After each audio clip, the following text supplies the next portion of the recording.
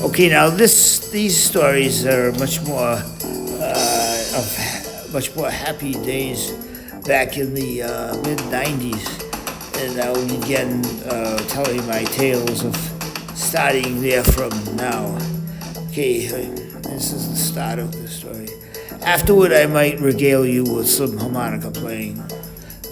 Erstwhile and thereunto, I was living with my very hard to get along with father when, in the midst of an office visitation to my erstwhiling psychiatrist, he advised me, clapping both his hands on his knees and spinning around twice in his swivel chair. Now listen to me, you fiction elaborating.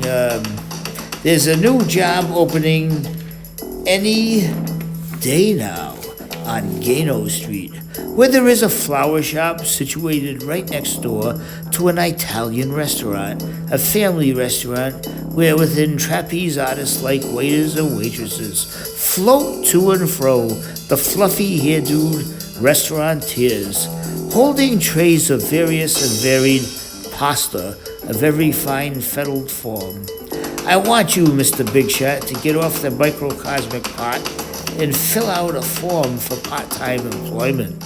Do it now, as soon as possible, or even sooner, and I'll raise the price immediately on our once-a-week sessions. He, my curly-haired and rather idiosyncratically disposed psychiatrist, of a sudden jumped up from his swivel chair and waltzing over to the window behind his desk, drew back the window curtain and revealing, by raising up the shade, a mite mukau or so more, the thickly automobiled mid-morning street, rubbed with his erstwhiling tobacco-stained fingers, his neoclassically unportraiturable chin said, as if to the office itself, now that the days are drawing longer, and longer their wild turkey hours, I believe I'll go back to reading one book per night while the wife, rocking fore and aft by the year-round Christmas tree, knits her lopsided shawls one after another.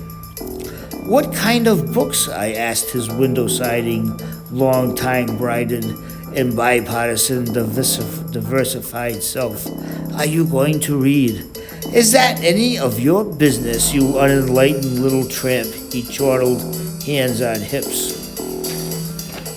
I shrugged, trying to seem apathetically inclined in appearance. I'm just trying to make conversation, I said.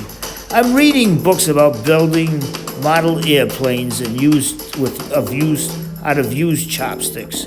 Having said that, he turned from the window and coming back round to his page-cluttered desk, he suggested to me that I should buy, on my way back home, 10 or so boxes of shake and bake and 12 boxes of rice-a-roni. Why, I asked him, baffled by his off-the-cuff suggestion. And that's as far as I've gotten in my autobiography. Now, let's see.